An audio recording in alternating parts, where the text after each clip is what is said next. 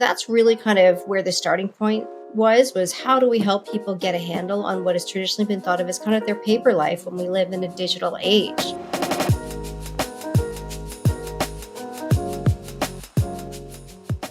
Today, I speak with CEO Lauren Capell about the business she has just launched called Duckpins.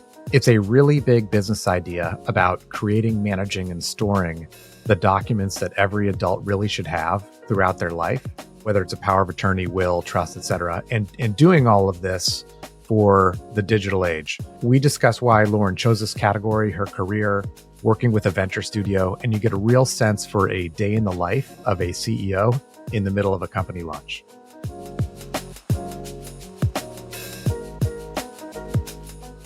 Hi, Lauren. How are you today? Good to see you. Good to see you too. Thanks. I'm good. And you?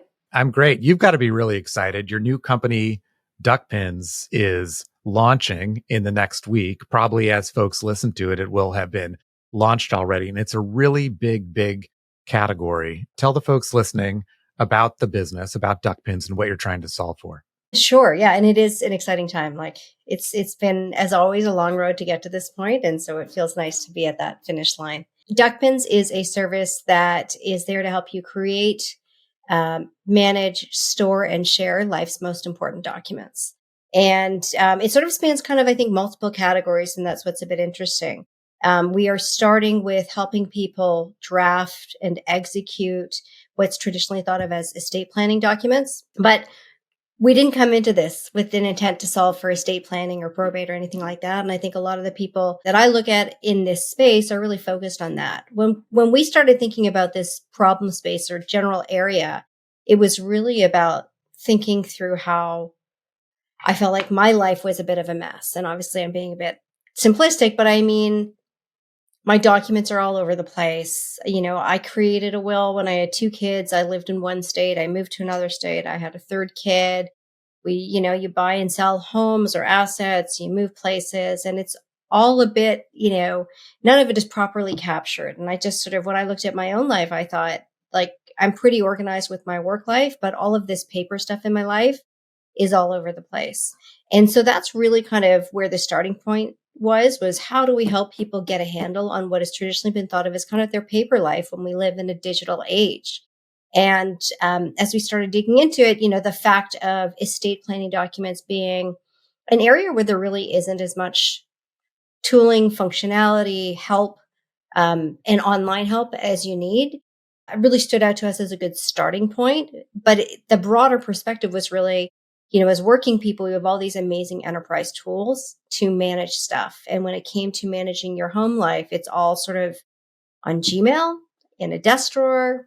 Maybe if you're really fancy, use some kind of document storage online, but very few people I've spoken to have done that. So it was really about sort of not just about creating documents, but really about taking you sort of end to end from creation all the way through getting them executed, which is a key part. A lot of the problems that we heard about were people have certain documents. They print them off from an online service and then they sit on their desks for months because they've never been notarized or witnessed properly, and they don't even know how to do that or where to do that. We often heard people had their documents, but they didn't even know where they were, didn't know if they were current. And so part of it is helping people know where they are by storing them in one place, by giving you the ability to share your documents with other people in your life who need to know where this stuff is. And really you're building for that broader set of people around you. And then helping you by removing some of the sort of obligation to keep your documents up to date. And so I think that's a big piece of it too. But it's really about focusing on what you need for your life as opposed to thinking about death, which is, I think, what you often see in this category. I was really excited when I heard about the business because you're creating your will, your power of attorney, your other documents.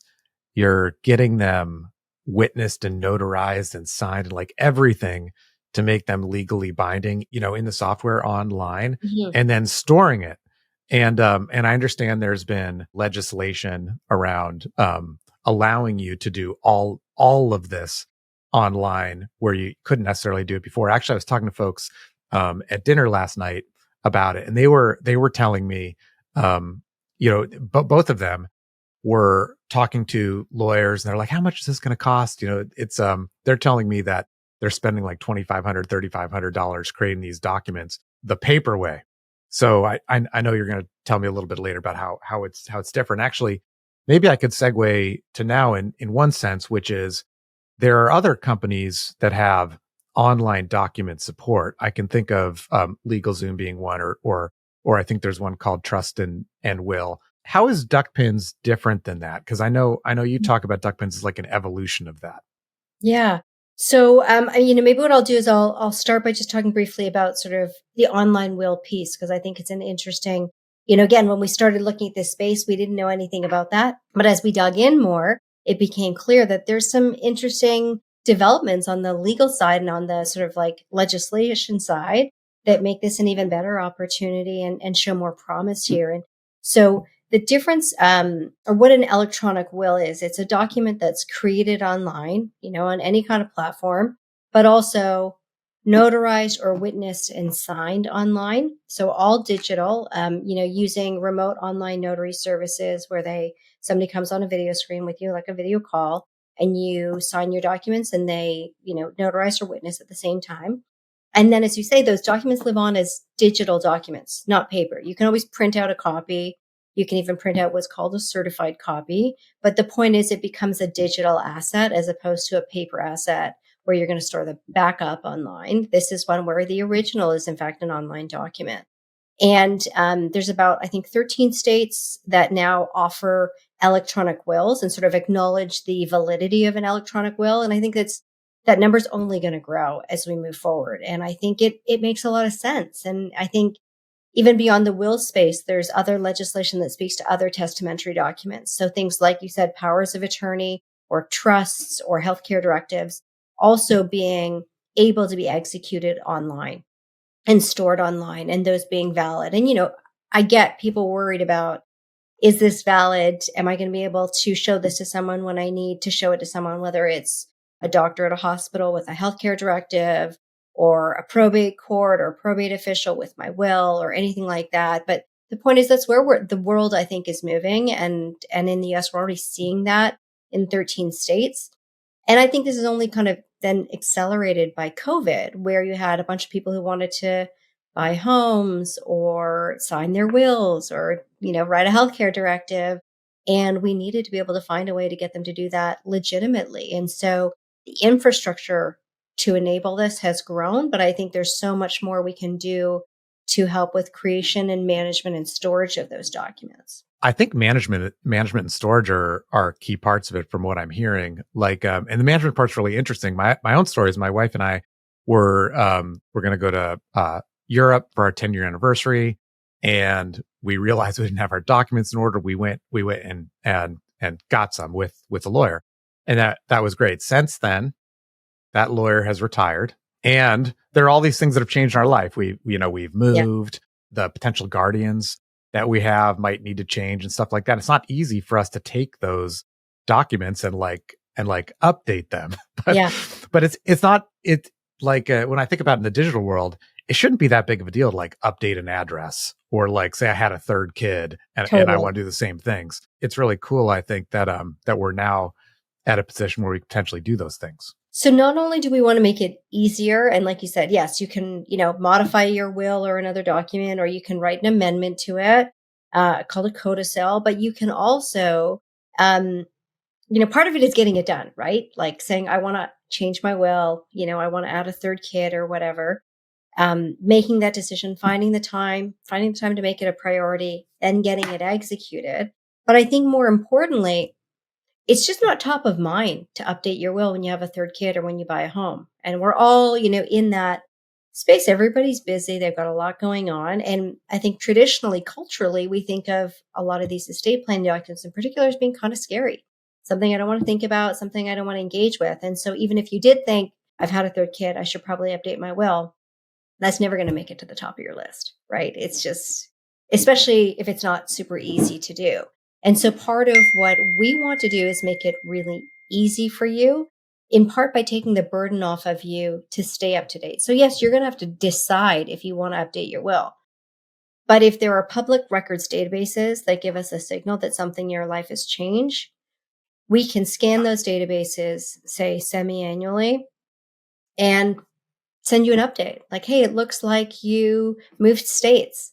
Do you need to update all of these documents to ensure they're compatible with the state you're now living in? And, I'm not suggesting if you don't do that, that you're in big trouble and your will is totally invalid, but there might be things you could take advantage of in your new state, or there might be different things that have otherwise changed in your life that you want to update for. And we can at least give you that push to say you can do it. And not only can we do that, we can say, we actually took the liberty of rewriting your will with this new asset, or reflecting the laws of your new state, or acknowledging that you've had a third kid, and we've assumed you want to keep everything else the same.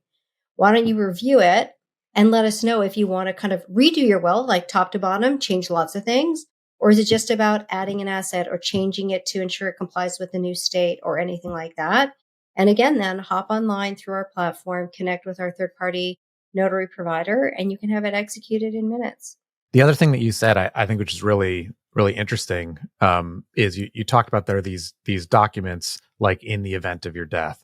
And then there are documents you need, or really any adult needs at different stages of their life. I have a child that's about to become like not a minor. I don't know if that's a major or whatever, but not going into the doctor's office with him anymore.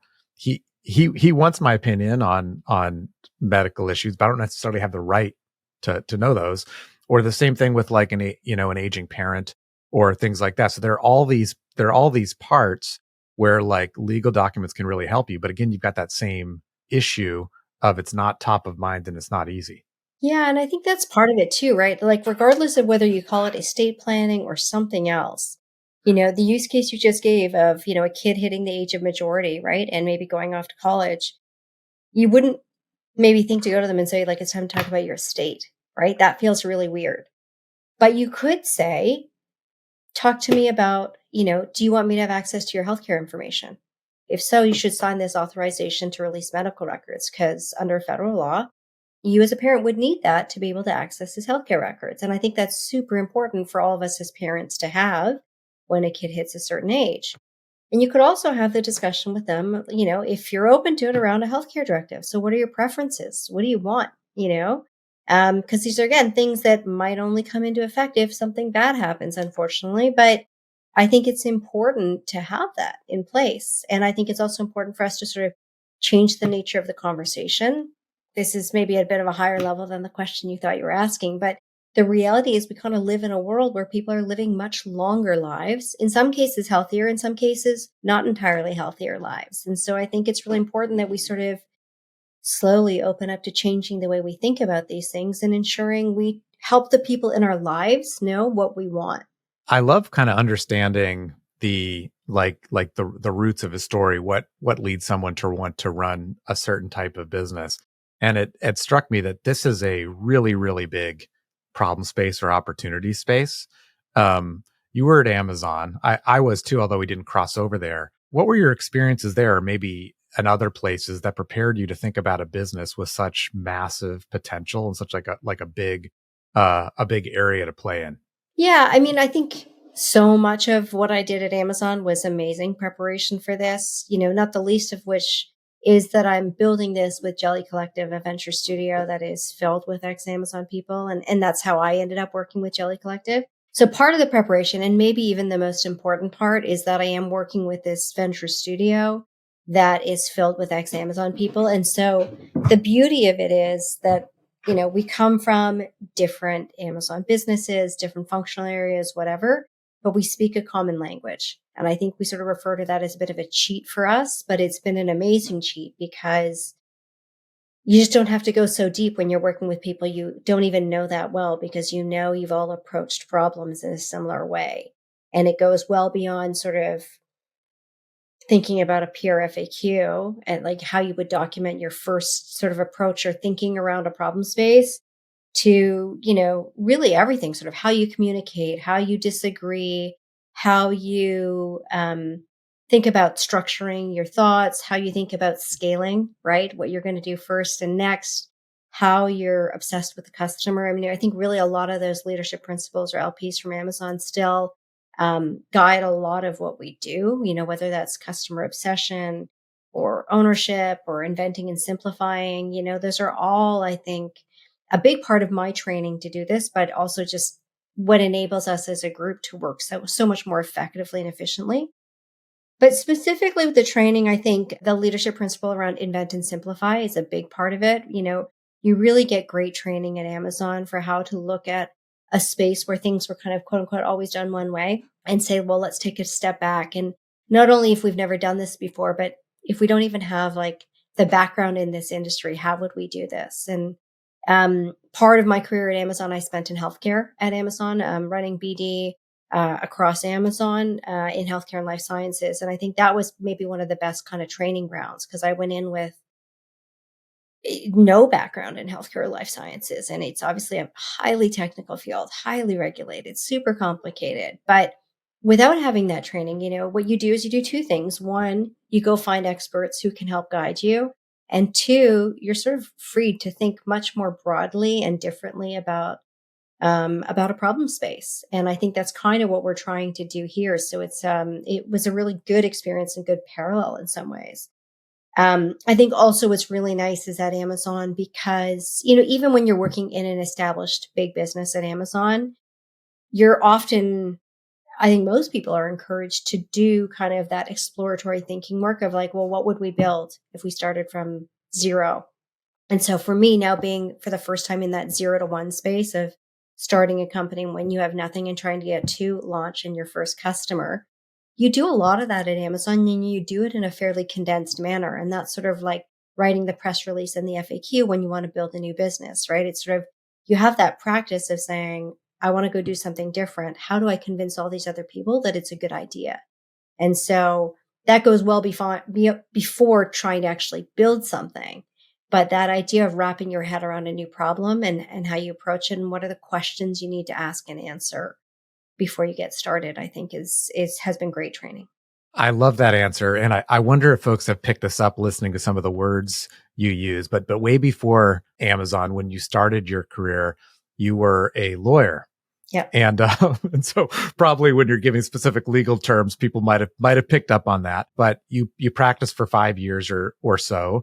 And I guess I asked the question, did you always know you wanted to be an operator, kind of transition away from law, or did that just sort of happen during the course of you starting to practice? Yeah, I had no idea. I mean, I was one of those people, I think, one of those people who grew up in a family of lawyers, and B, one of those people who loved law school and never loved the practice of law. So, I worked in a great firm in Canada where I'm from with amazing, brilliant people. And I was happy to go to work every day, but it was never the perfect fit. And, it's kind of amazing that I was there for 5 years, having just told you it was never the perfect fit. And I think I did know that all along, but you come out of law school like you come out of any professional program and you're goals oriented and you're like, well, how do I do this? How do I do that? How do I show that I can do this?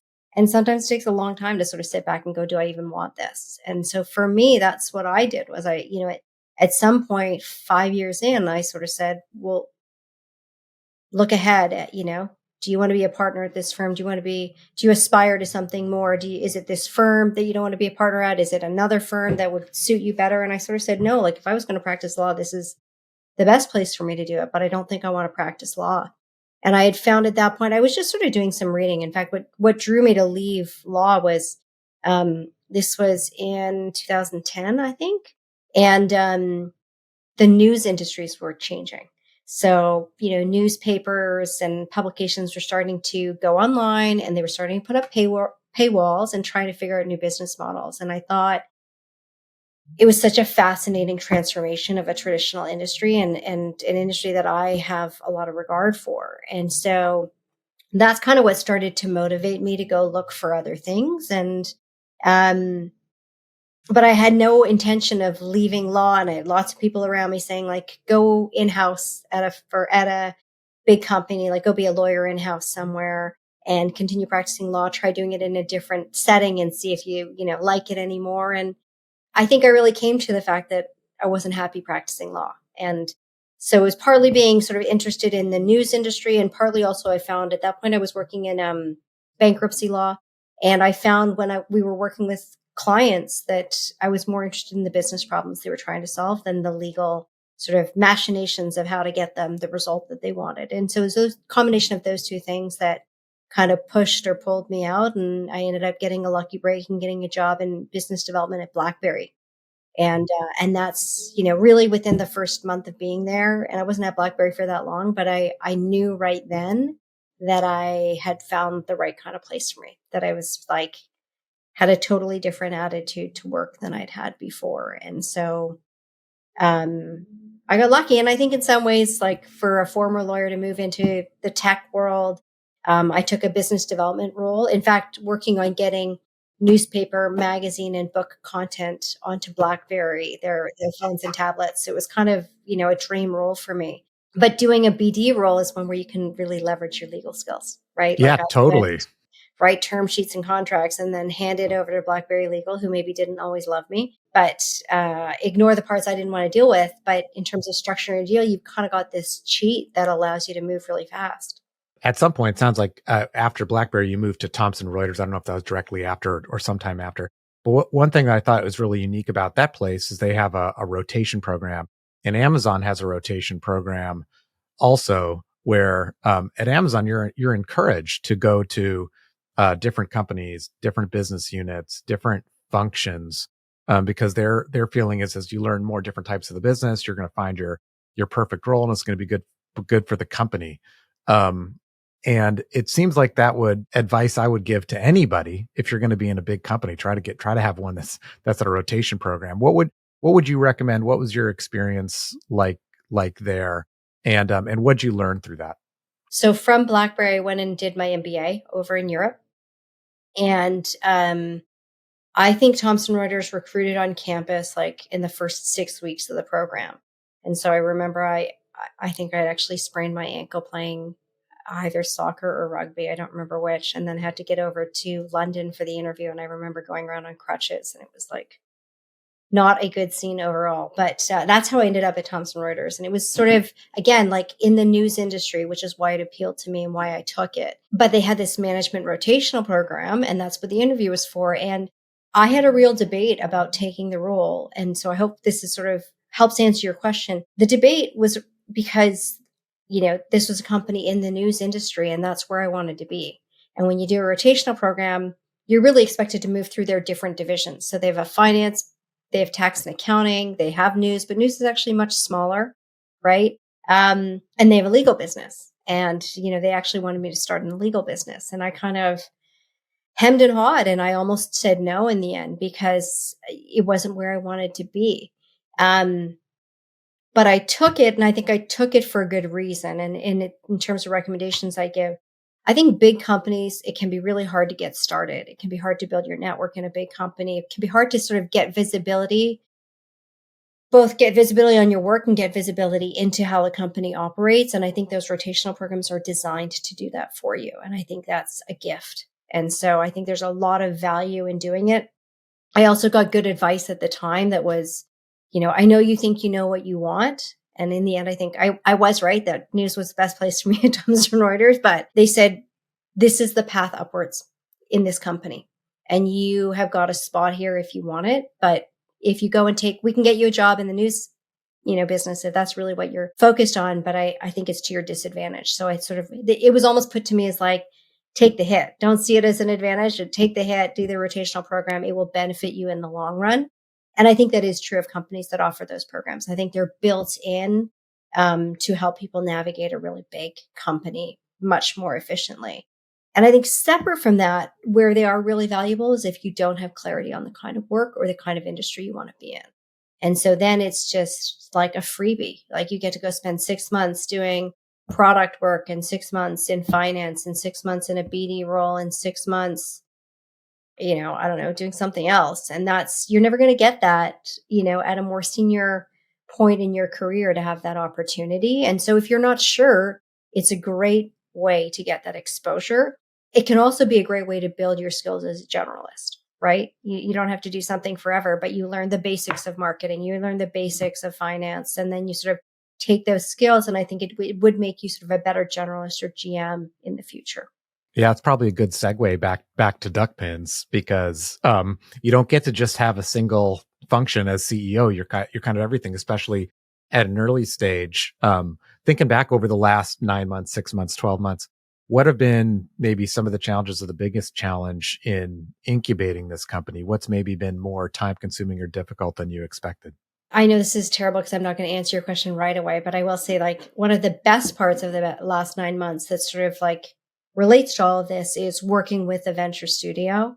And I think having really experienced, pros in their field guide me. So while I do have to do everything as a CEO and I mean, like be able to span multiple functions, I have the benefit of this phenomenal group of advisors who are not afraid to roll up their sleeves and actually do the work with me. And I think that's a huge, huge differentiating factor in how I'm building the business.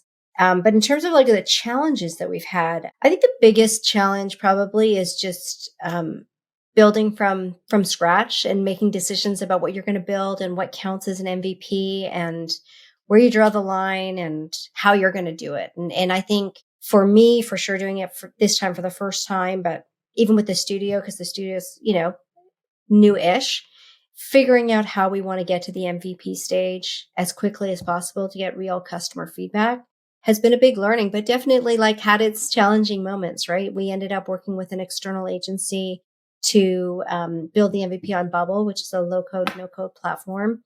But when you work with an agency, you're handing it over to somebody else and telling them, go build what I want. And you have this vision in your mind, but you can only capture so much on paper when you're handing it over to somebody else. And so I think, and again, I mean, I spoke earlier about how working with the studio with a bunch of people who are ex-Amazon, I have this cheat because we all speak the same language. But when you then go and turn to an external dev agency to build your product, you lose that advantage, right? So I think by virtue of having spent most of the last year working with ex-Amazon people, you make a lot of assumptions about what people know or understand or how they're going to do something or the speed at which they're going to do something, all of those things. And, you're really working with strangers, right? They're lovely people. They're talented people. The agency is great.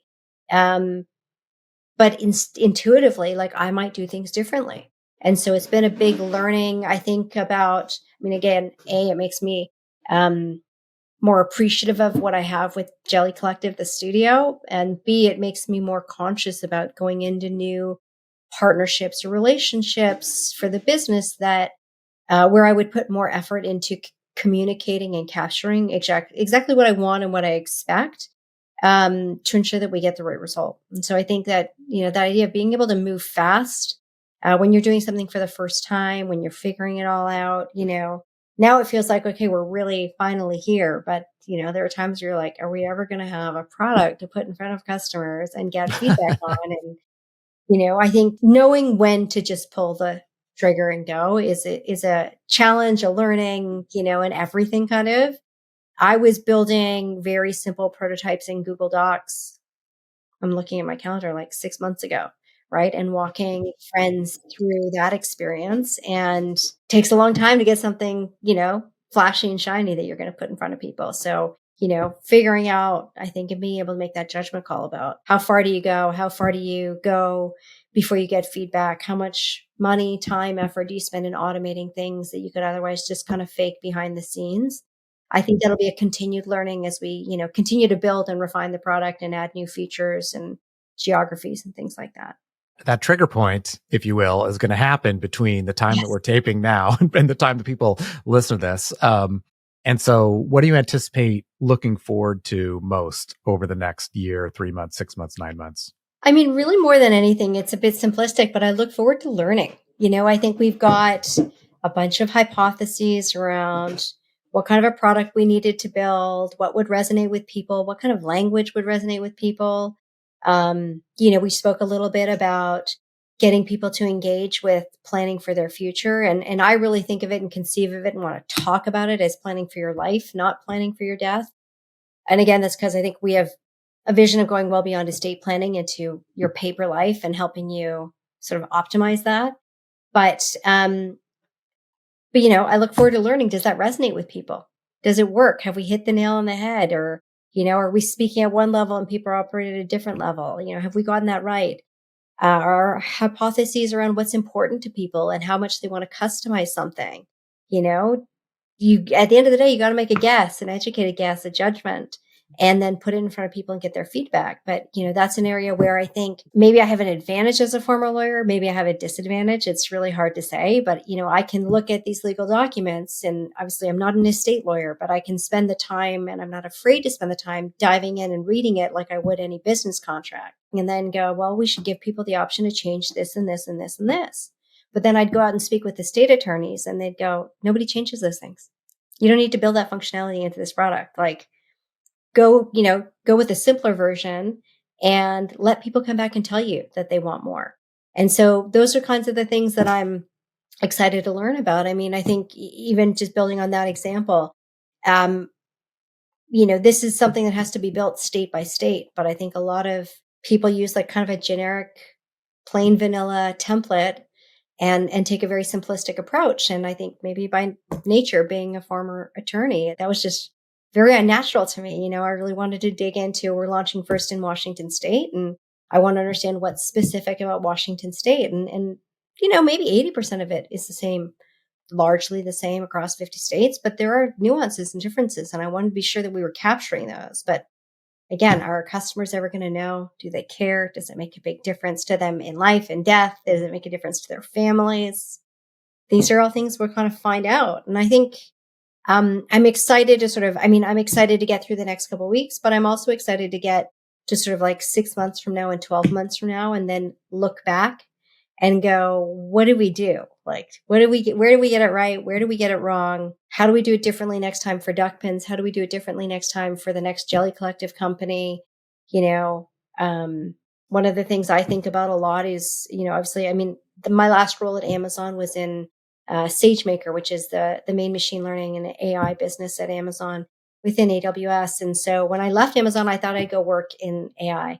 And I didn't. I'm building a company from scratch that's leveraging AI in lots of different places. But, have we made the right judgment calls about when to leverage AI tools, whether that's, embedding ChatGPT or some other service, to translate language from, an answer a customer gives into a legal provision? Or is it about using AI to write copy for the website, or to design an email template for us to use? Or, when I'm writing product requirements for a dev agency and I'm using an AI service to generate the first version of that, are we going to the full potential? Have we made the right judgments of where there's sort of like that cost benefit analysis? And excited to sort of see like, how close can we get when we're predicting how things are going to go? A lot of it is made up when you start. You put together a forecast and you go, we're going to have X number of customers in month 6, but you don't know, right? So I'm excited to go back and look and say, were we overconfident? Were we, did we shortchange ourselves? And what decisions could we make or could we have made that would change the trajectory? Lauren, good luck with the launch. Thank and you. And thanks so much for joining me today. Awesome. Thank you, John.